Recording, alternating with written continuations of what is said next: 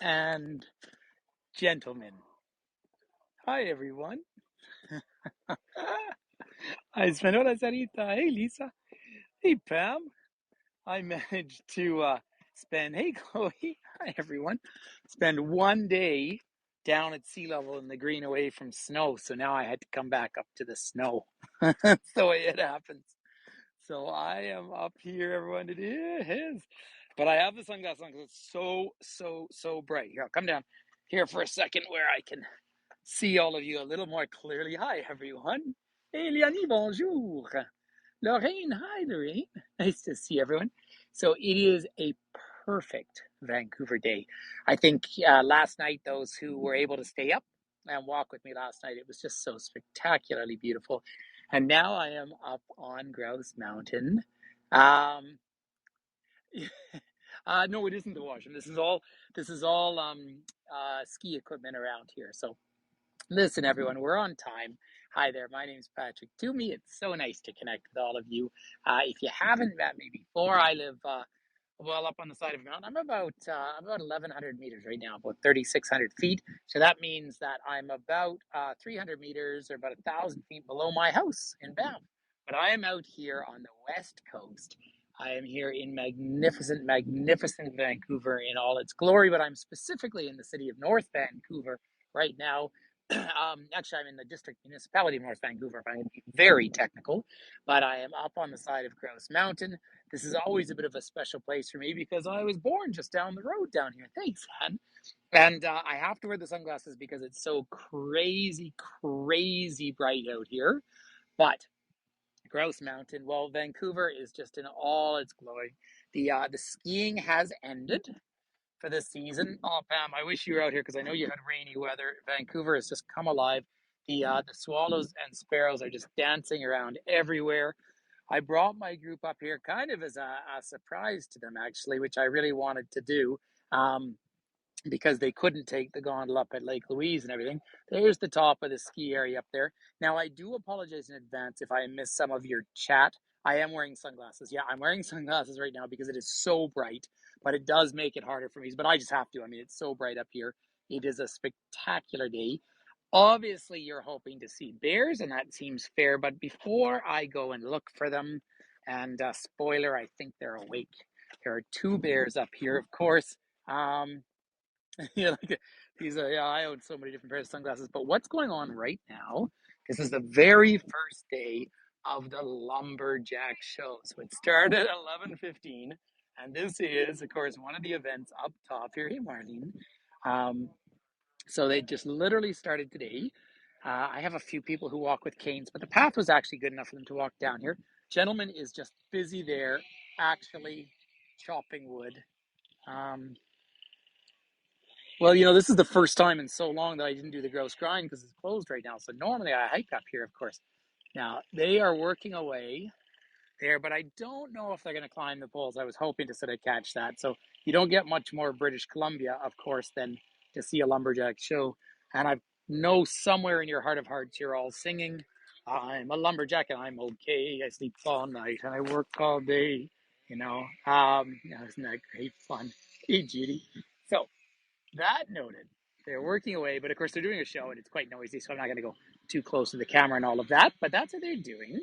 And I do want, in the time that we have available, hey, Leslie, in the time we have available, I want to take you for the views down south as well. But why don't we go? Because everybody's watching that show, there's not too many people over at the enclosure. So let me prepare you for the two bears. So there are two bears that live here. You don't know the song, Doreen? Well, just look it up on Monty Python.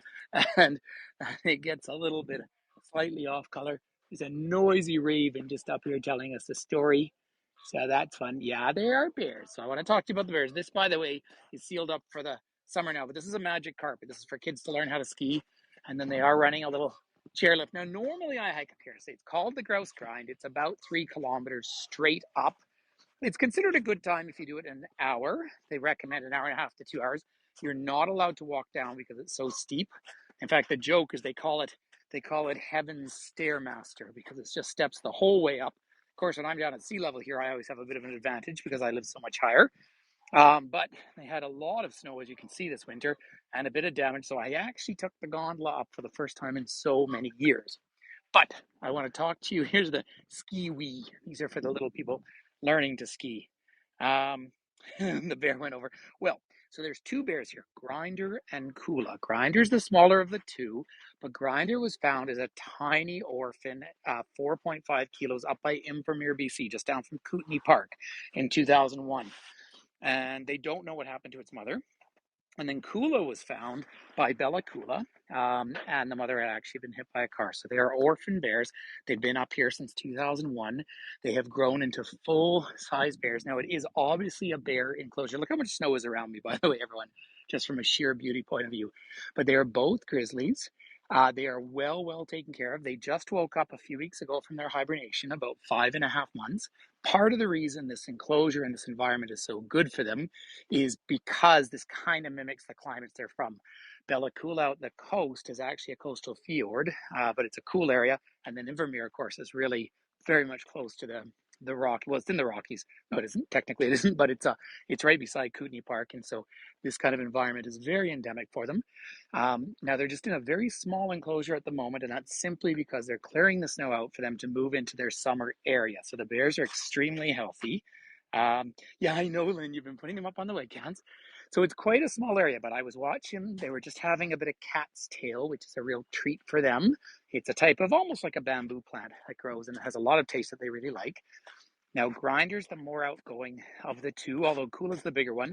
Kula, they all, of course, they lose about a third of their body mass during hibernation, very typical of grizzlies, and then they put it back on. But Kula, at his max, gets up to about 800 pounds, about 350 kilos. How's that?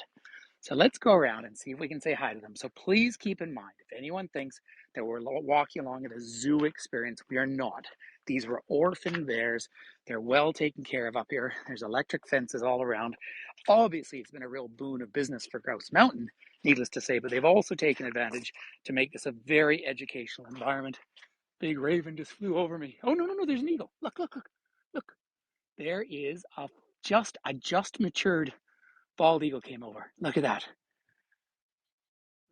There. And why I say just matured is for 4 years they're shaggy and brown, and then they get their white head, but I can see just a little bit of brown. So that is a young, healthy male eagle with such a big shadow. Hello. So I don't want to move the camera too fast, but there is, oh, it's just moved on, but I'm going to keep watching. What a treat to see as well. So the enclosure is being expanded for the two bears. Did you see shadow first? That's great here, wasn't it? What a treat. And then I've seen lots of robins up here. They've got some jays. Of course, down in Vancouver, it's just such a spectacular day that there's just life bubbling around us in every direction. But let's just come around. And I have a feeling like we're going to see our friendly neighborhood bears wide awake. Here's our first little view of the two of them. There is Grinder walking up behind Kula there. You can have a look. Don't worry, I'll be able to get closer. And I want to spend some quality time. Healthy bears. Now, we, of course, talk so much about bears, but they are grizzlies, of course. And the grizzlies, you can tell by that big hump on the back. And then the big, long, straight claws that they have, not the hooked ones like a grizzly bear. Now, these bears, as I say, this is even though they said they do not. And in fact, Sid, apropos, there's signs everywhere saying, please do not feed us. We're watching our faves. Come on over here. Hello. Oh, I think that. Look at you, you gorgeous creature. Now, look at that healthy coat. And the big sort of flopping fingers. Yeah, I think this is Kula right here. Hello, Kula. Now, they were eating this cat's tail, which is a real treat for them. But see, these bears are getting on now, right? They're in their 20s. And by the way, I'm sorry, I know we're all keen on bears, but there is a Stellar's jay just in the back. Just flew. That was just, oh, the jay, sorry, there's so much life. There's the jay dancing around the trees as well. That is, I think, one of the most beautiful birds you're ever going to see. But there is lovely. I think that's cool. And Grinder is just settling down for a bit of a rest. They've been doing some eating. So, that jay, sorry, I just want to try and focus Jay is having a great time just dancing around because it's such a gorgeous day out here.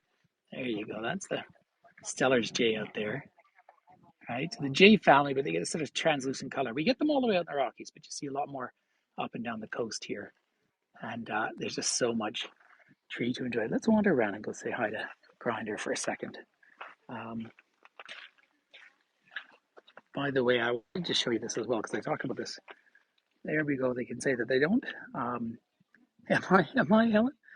They don't necessarily sleep when they hibernate. It's really just a way of preserving food in their systems because, of course, they become very food insecure. Some of the bears on the coast that have access to salmon actually don't hibernate.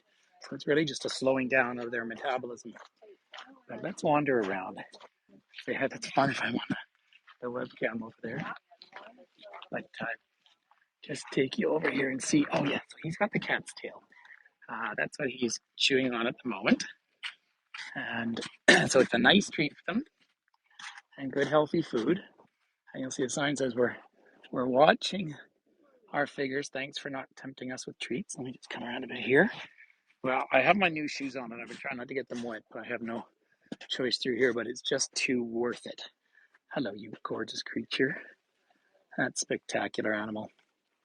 Now they have, even though they have people staring at them, of course, every day through season, they are still wild animals. They obviously understand their feeding times. And this little enclosure right now is pretty small for them, but soon they'll have 5.5 acres, lots of space to move around. And in no way are they required to perform or do anything like that. Isn't it lovely, Diane? But they're not required to perform or do anything. They are just allowed to be here, and they always have interpreters around talking about them. Look at those big rounded hindquarters on that bear. Right? It is amazing to think how fast they can actually run as well. If they really, I don't know if these two boys have ever, that one, there's a peeing shot for you, but I don't know if they've ever even just really let loose to run anymore. But yeah, the jay just flew up in the tree behind me too. So I'll say Stellar's jay.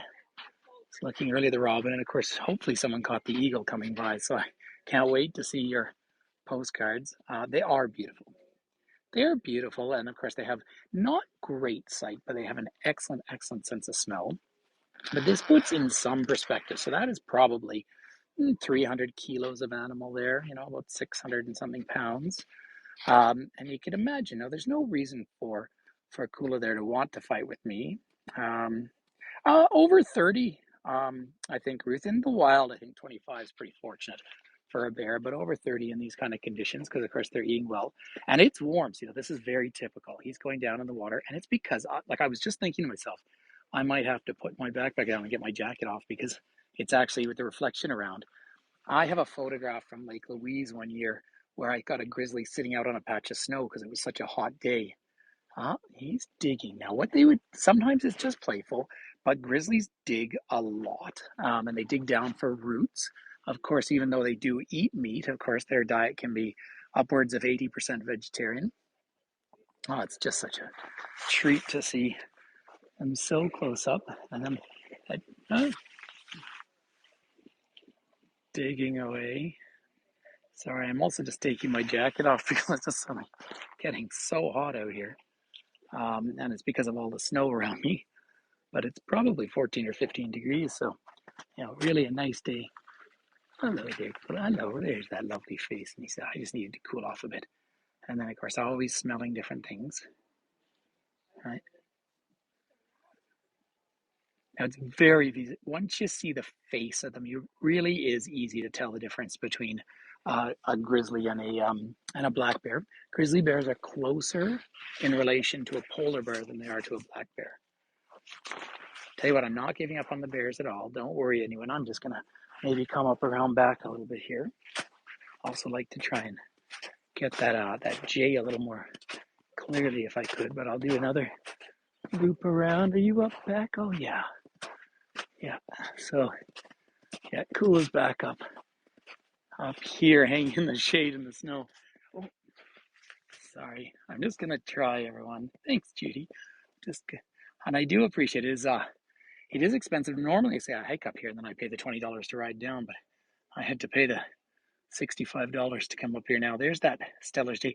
It is so bright right now with my sunglasses that I can't really see the screen that well, but hopefully you're seeing that bird right on the rock. So they are a spectacular bird. Oh, of course, one of the neat things about birds is they can fly out of the enclosure. Just see if I can get a better shot for you. Just like beautiful birds to see. There. Oh, moving on. All right, well, let's go up. And spot the difference. Oh, nicey.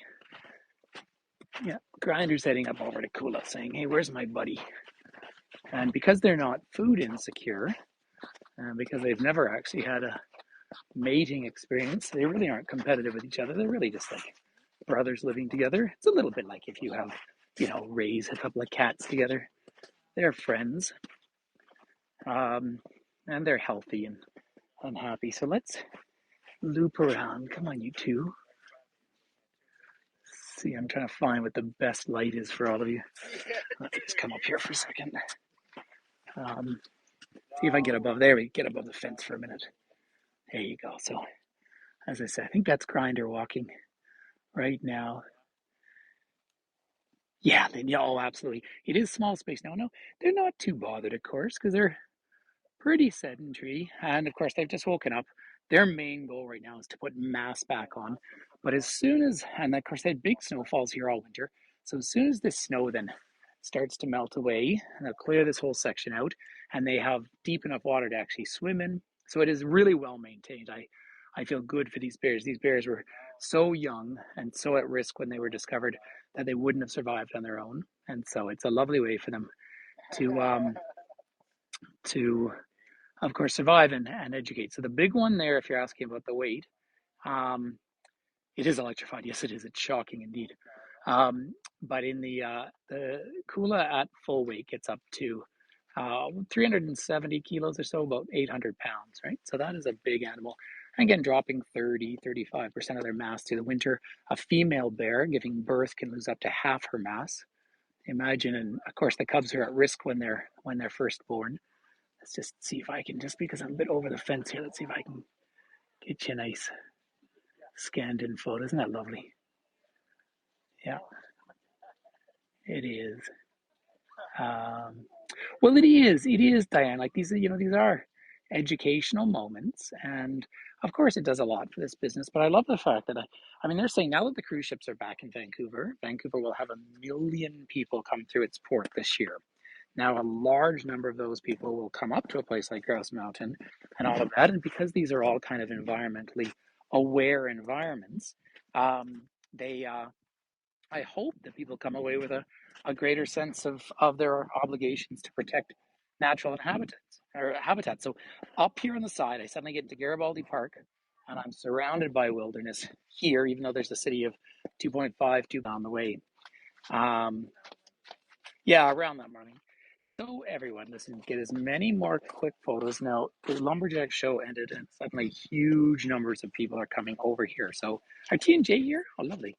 So because so many people are going to be coming over, I will move on fairly soon because it's just going to get so crowded around here that I won't be able to share as much. Well, Lynn, I'm not going up to the polar bears this summer. I was hoping to get up to Nome, Alaska. I probably wouldn't have seen a bear out there. But where I want to go is the Winnipeg Zoo to take you all to see the rescue bears there and up to Churchill. So, and I still haven't taken Janice. I still haven't taken Finn to Winnipeg to the Canadian Museum of Human Rights. So that is on my list. But there's that's going to be Grinder down over here. So I tell you what, you will see there's actually just masses of people arriving. So I'm going to get kind of squeezed out, and I want to show you a little bit more.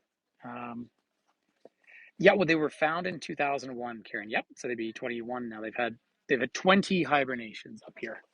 So let me just loop around back, and then oh, there goes that eagle as well. The eagle keeps. I'll see if it circles around again. All right, but yeah, that's a young, healthy bald eagle. Yeah, it's getting super crowded now out here. So, yeah. You know what? I'm probably going to head down this way, to be honest, everyone.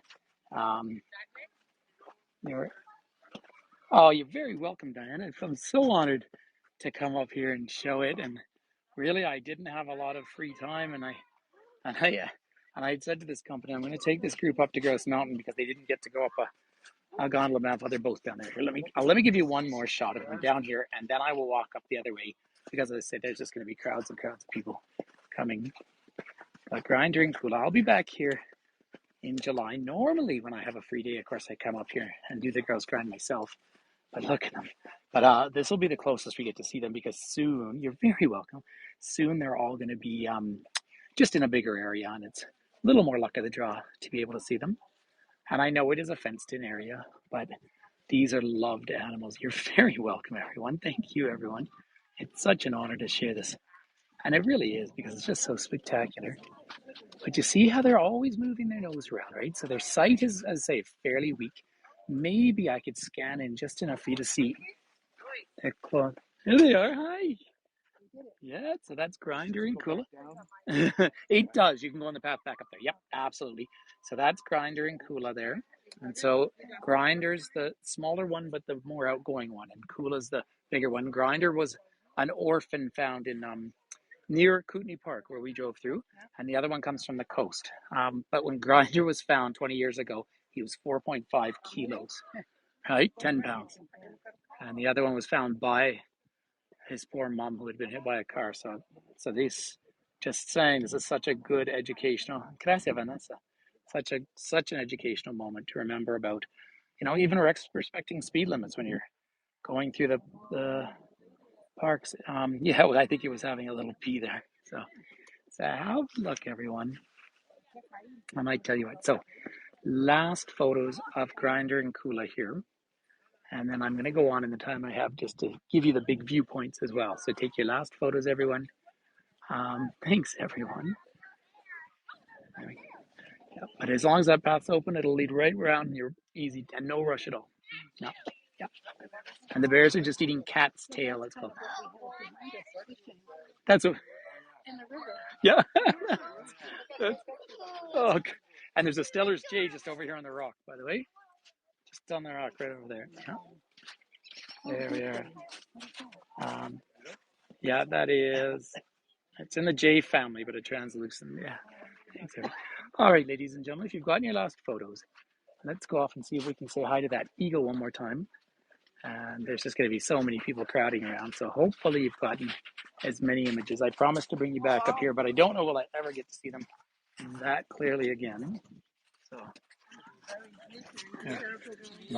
Bend your knees. Yeah, bend your knees and lean forward. Yep. So I'm going to get out of the crowds here, everyone. It's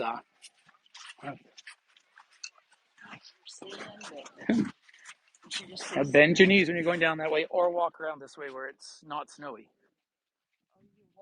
Mm-hmm. Yep. You'll still see the bears down there, so you can just wander down here, not slip. Sorry, everyone. I'm making sure people don't fall over. Now, let's head out in the snow.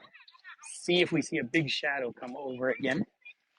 Let's see. You have people here from all over the world, everyone. And it's such a lovely thing because they come up and they celebrate environmental diversity and healthy. Yeah, they were. You could have done that. You could have. It's so true.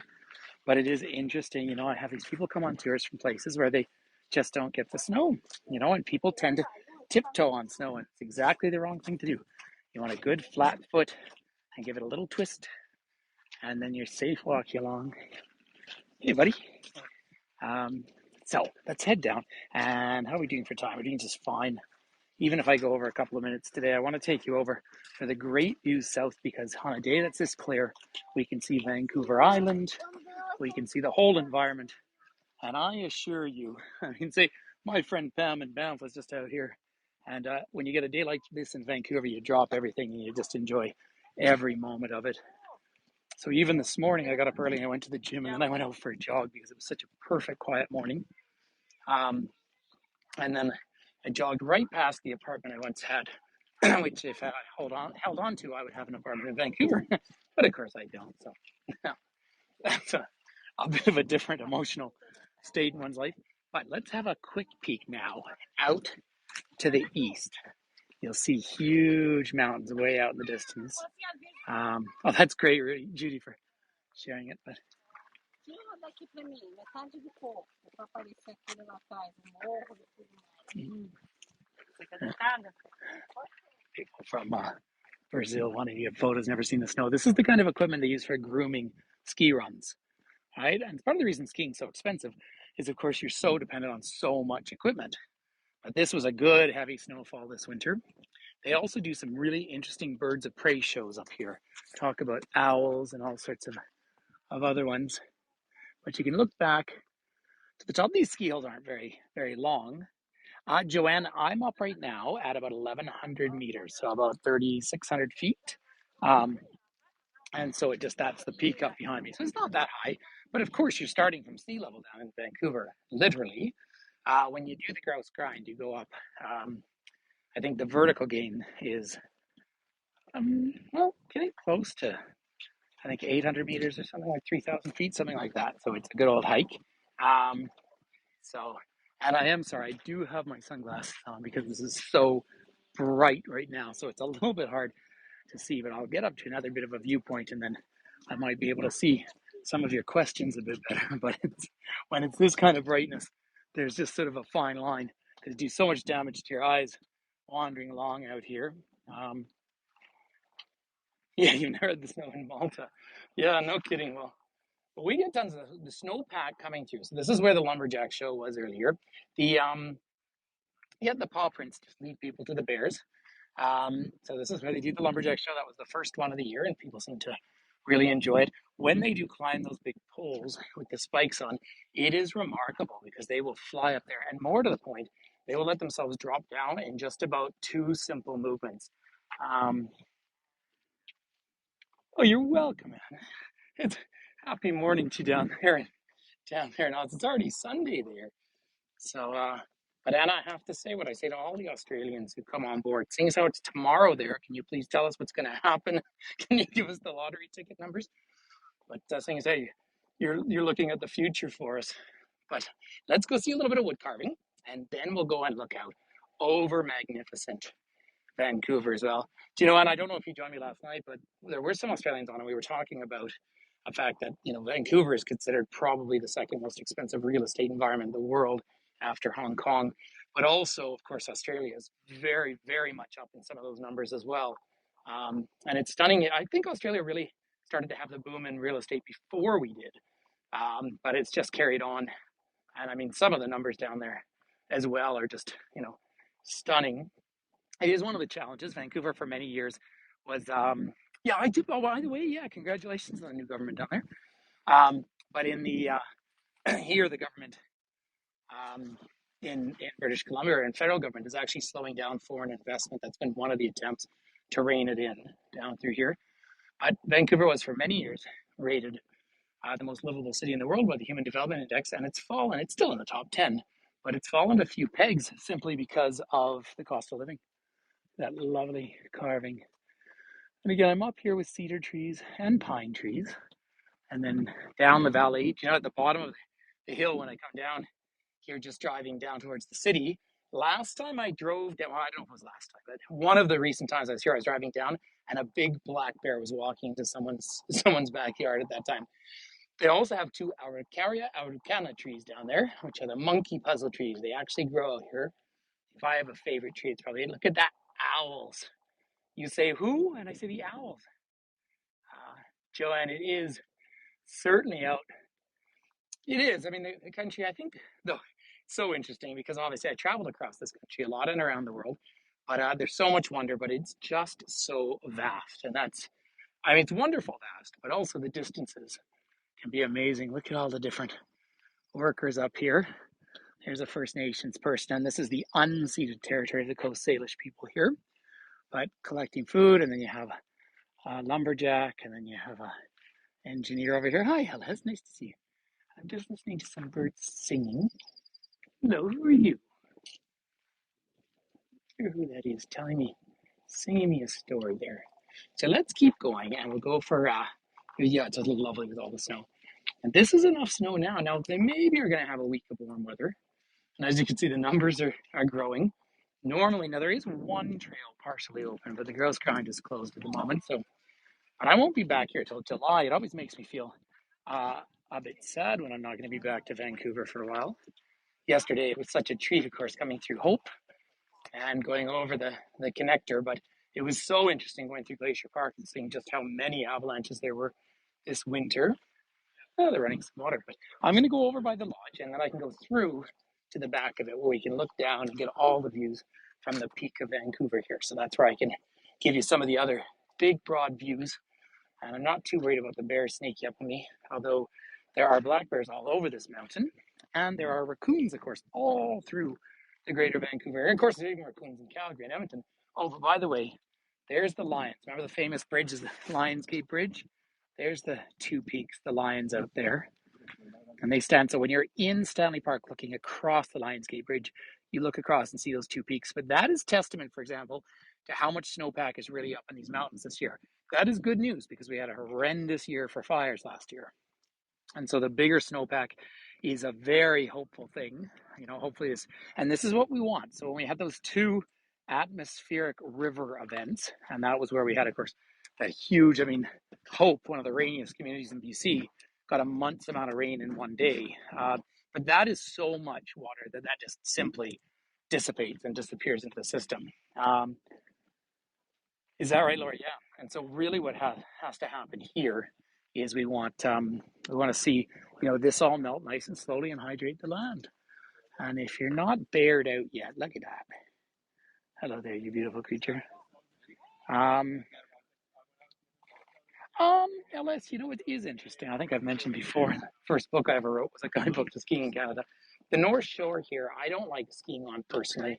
And it's no offense to the area. It's just that you get this very wet snow. Now, the fact that you could take a bus in 20 minutes from town, here's the runs. Obviously, that's a nice thing. There's 3 ski hills here on the North Shore.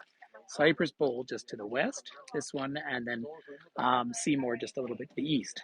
And so, this is a lot, because you're so high up the mountains, this is a lot like skiing in Eastern Canada, quite steep and quite short runs. Look at these gorgeous cedar trees out here for a second.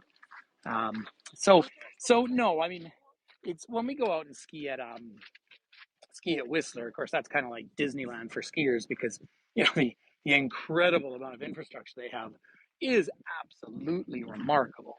But it's just so much. But they do get that kind of heavy, wet snow as well. Do why don't we, I think I'll go up to this little viewing platform first, and we'll give it a shot, and we'll start to see over Vancouver in all its glory. Gosh, I love bringing people up here, too. It's such a treat to bring everyone way up here. You see, I'm carrying my jacket now and I really should have worn shorts today. It's, I thought maybe there'd be a cloud up here this morning, but it is just cooking warm. Really steamy warm up here. And I can show you where the Grouse grind finishes. And they don't let you walk down. And that is a pretty fair thing because people have fallen before because it's so steep. So let's have a look. Now, I know everybody came here to see the, are we honest? Everyone came here to see bears, but have a look at this view out here. So now I will use the, so I see. So there is a trail coming in here, but this is a detoured one that's coming from another section. So I usually, when I come up the Grouse grind, I walk up to there. They're doing trail work at the base, and there's a detour. But first of all, let's look down in these trees because I'm looking down to Stanley Park right down there. So, and I'm looking at the Lions Gate Bridge. Isn't it a view and a half? There's the Lions Gate Bridge, or the first narrows of Burrard Inlet. Burrard Inlet averages about 60 meters deep. It is the port of Vancouver, most important port on the west coast of Canada. Although to the south, you have a coal port, and to the north, of course, you have the big grain port up in Prince Rupert. Now, there's Stanley Park, 1,000-acre park out there, and of course, old growth forest. Signs everywhere for those of you who are aware of the coyotes. Signs everywhere around if you see a coyote to be aggressive with the coyote, believe it or not. Look bigger than it and yell at it. Now, the next spit of land out there, that's Point Grey. That's where the University of British Columbia is. We were looking across at that last night for those who joined me. And the bay is called English Bay. And all those big ships in there are changing their ballast to clean the bottoms of them before they come into Burrard Inlet. Now, the mountains in the distance. See those mountains out there? That is Vancouver Island, ladies and gentlemen. And that really is Vancouver Island. That's about mid-island. You're looking across to Nanaimo and the Gulf Islands that are like Gabriola and so forth. Um, Thetis and Texada there. Texada's further north. They're all straight out there. If you take the flow plane, it's 21 minutes across into Nanaimo. Victoria, on the other hand, we don't see from here because Victoria is the only part of Canada that drops below the 49th parallel, but it's the other end of the Saanich Peninsula.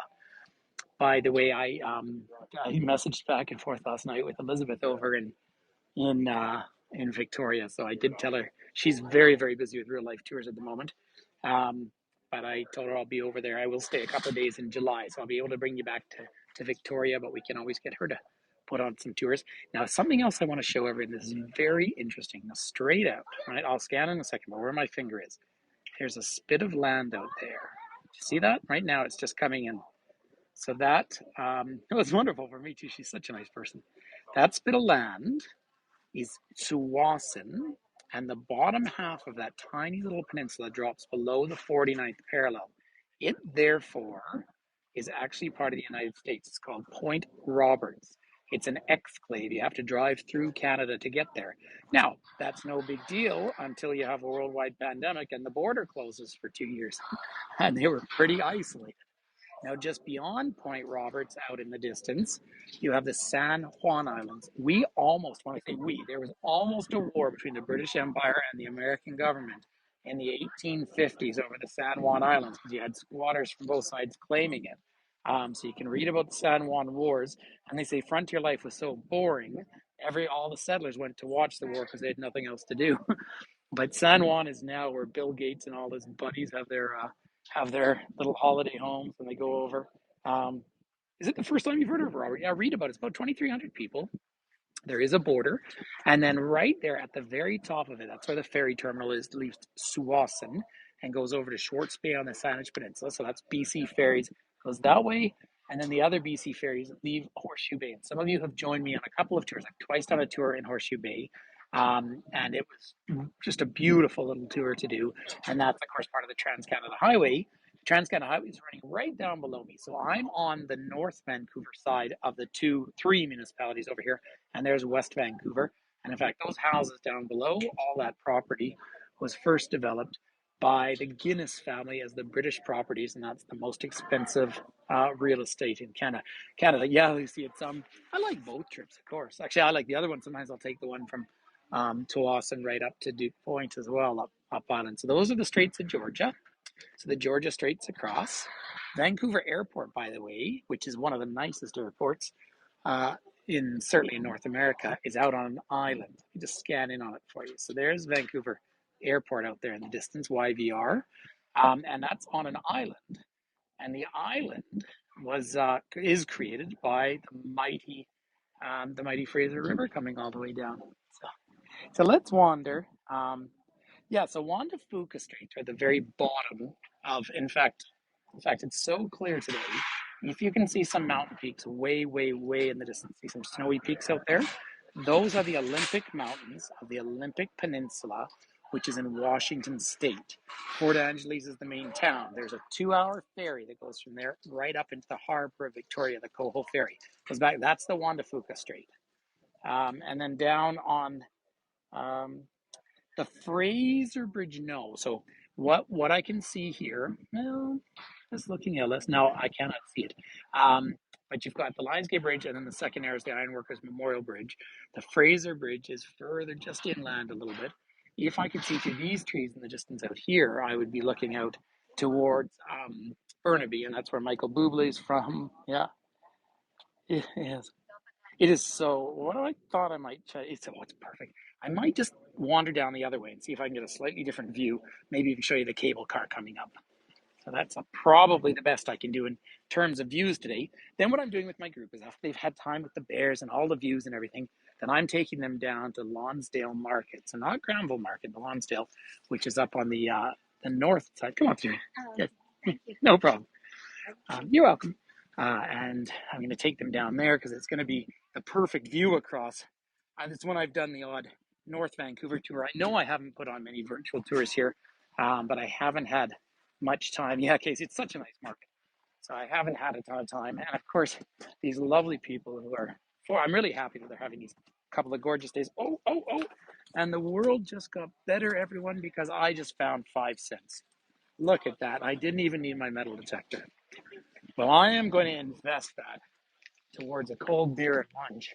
So now I'm only short, I don't know, about 500 nickels. Everything's expensive here, by the way. So let's just come on down here for a second. And now I don't want to put it in my pocket because it's so dirty. I actually have a jar at home where anything I find when I metal detect or anything, I keep it all. My grandfather used to do that. So sometime when I'm on my deathbed, I'll count it out and see how much money I managed to find around the world.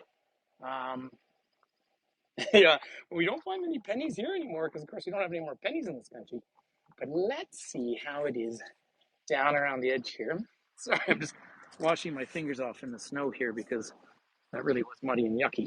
So let's come on down here for a second. So people are doing the ropes course. What that is actually just a zip line they do out here. Thanks, Lynn. Hi, David. So this is the big gap between the valleys down through here. Down at the base of this valley is the Cleveland Dam. That's about 40% of Vancouver's drinking water. And then that leads into the Capilano River. And when they're going to let water out of the dam, they announce it to kayaking clubs, and then people can go kayaking down the river. But have a look at these lovely cedar trees down. You can actually see in the distance. You can see part of the dam, part of the water down in the distance. And when you talk about how much snow has actually built up here over the winter, look at this, even done a little bit of damage to their supports. Cedar trees are gorgeous and hemlock trees are gorgeous. I do have a little YouTube video somewhere of the giant hemlocks. Those will all be sealed off most this year because there were so many avalanches. But yeah, have a look through there. And no big forest fire threat. Oh, that's great, Joe. It's my honor. I said, it's such a treat to come up here. And of course, I'm doing the live tour, but I kind of knew I'd come up this time of day because I figured it'd be a little bit quieter. And then when they said they were going to start the Lumberjack show, I sort of thought that'd be a perfect time for all of us just to have a view. But let's come out here for just a nice little view down into the valley in the distance. And now I'm not going to walk up to the edge because it can get very, very slippery. Yeah, Margid. They are, even, well, for us, many, many Canadians on board too. You really do always have to come back out to the West Coast. And you know what? It can be kind of gray and dark and rainy so much. But the old stories say, then the sun comes out in Vancouver and you forgive it everything. I remember my parents talking about that one November where it rained 29 out of 30 days. And then the sun came out. And they're like, oh, yeah, this is why I live here. But, and I don't live in the city, but I certainly do love it. So there is Point Grey again out in the distance, the endowment lands of the University of British Columbia. But what I really do love from a model point of view is many, many people, that's the city of West Vancouver down below, many people live in small, modern, but small apartments. But the trade-off is you can actually come by public transport up to here and be in wilderness. And you can go straight out to the edge and go to wilderness. And I'm looking across towards Cypress Bowl. That's another ski area. It's where they did all the aerials in the Olympics. But again, pure wilderness and hiking. I think way in the distance there, I do think there's a big ferry. I don't know if you're able to get a view of it, but I think one of the BC ferries is going out. Well, je t'en prie, ça fait tellement plaisir. Well, it's the fact as well that in a city like Vancouver, it is the second most ethnically diverse city in Canada, one of the most diverse cities in the world. And of course, a different fusion of cultures, right? There's a large Punjabi-speaking population here, and of course, a very large Chinese-speaking population. And then all the other mixes down below in West Vancouver. You have one of the two traditional Jewish neighborhoods, and there's actually a big Zoroastrian population down in West Vancouver as well, who left. I had a professor at university who was Zoroastrian, fascinating culture, and of course, they had to get out of Iran. So you do have a fun. Yeah, the colors are so perfect. But yeah, an interesting mix. So why don't we just hang on for a minute more? It's about what I have, and see if we can see the cable car coming up here.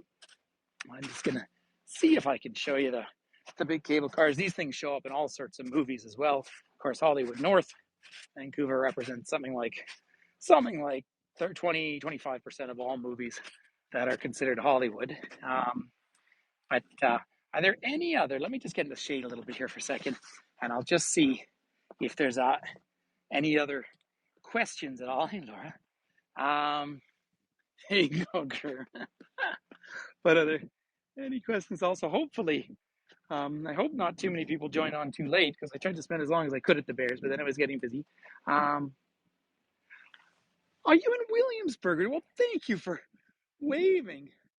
5.5, Janice. Well, listen, James, how are you? Nice to meet you, pal. I'm gonna meet your grandmother because I'm gonna be out in Cape Cod in early July. So I'm gonna have to say hi to your mom, and I know that so many people on Hago will want to meet you. So well, he says he's good. That's great. So let's just see as the cables come up here. Thanks, Ruth. Well, it's just so much fun to come up here, and it's funny because I have an intimate relationship with these mountains, um, and I've climbed up. It would have to be well over 100 times.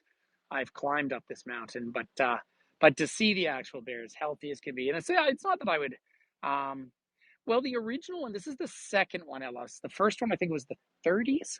And that's the blue one. That's these other cables over here, and they will on very busy days or use them um, for the for supplies. So Dolores, absolutely yes, right behind me. So basically, once you get to the base of this hill to the parking lot, there's houses up to that level, and you can see down here as well. More or less where those houses are, we're not seeing them from a very easy angle. That's more or less the snow line in the wintertime. Oh, you're welcome, Barbara. So here it comes. So that's the snow line in the wintertime. And so everything here is wilderness. And there's a large, large black bear population. Look how full this cable car is. This is where it swings, and they all get pretty excited as it comes through. See that? It's gonna. Oh, feels like it's gonna hit us. Let me see. No, wasn't able to, but you see it. It's a 8 minute. Martine, it's not a duck. It's a cable car. But good guess. Oh. I'm getting you back for the PC joke. But yeah, right here, when you look at all these mountains, this is wilderness all through here. And so therefore, say we saw that eagle. Isn't it lovely, Jen? Hopefully someone got a photo of the eagle because that was just to say it was such a big shadow. So you have the eagles, you have the black bears, which you see all the time, the raccoons, there are cougars up here. So no, this is wilderness. And because we're up at this 1100 meters, then we're suddenly playing in an ecosystem a little more similar to where I live rather than the West Coast, except for you get more humidity. Did you, Anne? You rock. Um, that yes, and in fact, in terms, if you're really keen on seeing eagles here, you go up to Squamish in the fall. You can see up to 5,000 eagles during the salmon runs. Um, well, Anne's found one, so that's great, Annie. We'll ask you to post that. So I tell you what, ladies and gentlemen, go around so we get a better view. I would like to say, first of all, peace and love. Et ça fait, Hélène, bonjour. Ça fait vraiment, c'est un honneur de partager ça. It's an honor to share this with everyone. And it worked out to come up here, and the bears are awake. So these are these important ones that we have to remember and stick together. So thank you, everyone, and think peaceful, happy thoughts to people all around the world. And I do feel like when I'm here, a bit like those who walked with me last night down the waterfront, you said every different person speaking different languages, sitting back, being friendly and kind. You know what? It says something for all of us. So, yeah, well, that's lovely, Alice. And yeah, this was my mom. I called my mom last night and told her she had to come on the tour because I was going by the Sylvia Hotel, which is her favorite. And mom's going to pick me up tomorrow from the airport and come and stay for the Monday holiday. So I'm going to leave you all with this fabulous view out here. I'm going to thank you all for. Nope, Finn isn't with me. Nope, he's at home, and I'm flying home tomorrow about midday. Wasn't that fun? Well, Janice, you two have a good time down there in Williamsburg. So thanks, everyone. Lots of love, and we will see you very soon. I look forward to the pictures. I don't know when I can get back up here, but if you can leave a nice review, it'll get a big crowd next time I come up here, but who knows when that will be. So, and it has to be a day like today now. So there's Vancouver Island. All right, ladies and gentlemen, I leave you to it. Take care, be healthy and happy. And we'll see you all. I've got one morning tour tomorrow on a different platform, and then I'm going to head home. So lots of love.